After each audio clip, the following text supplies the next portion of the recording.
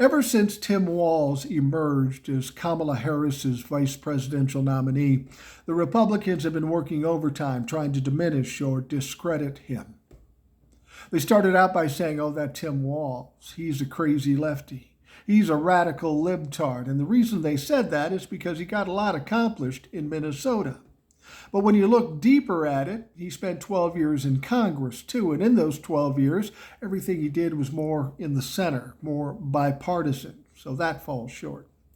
Then J.D. Vance tries to discredit his military history. He was in the Army National Guard for 24 years. He rose to the rank of Sergeant Major. I don't know what they're trying to say about his history in the military, but again, it seems weird given the guy at the top of the ticket on the Republican side dodged the draft 6 fucking times. It's weird. It's very strange. Then something came out, and I don't even know if this is true, but again, it's a little embarrassing. They're trying to say that 30 years ago, Tim Walz got a DUI. Well, that's concerning. 30 years ago, it was concerning. It's a little concerning now. But these are coming from people who have a guy at the top of the ticket that has 34 felony convictions 6 months ago. See what I mean? You really want to bring that shit up? Is that really that important to you? Are you willing to embarrass yourself like this?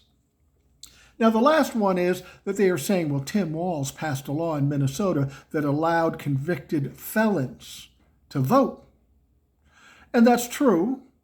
The deal is if you have been convicted of a crime, you can vote as long as you're not in jail.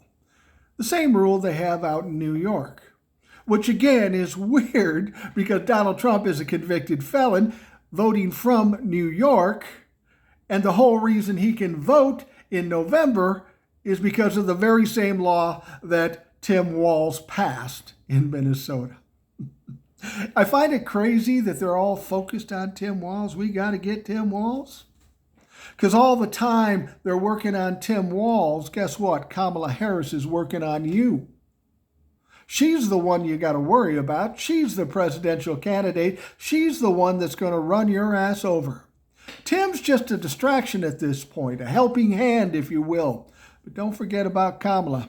She's coming, and it does not look good for you.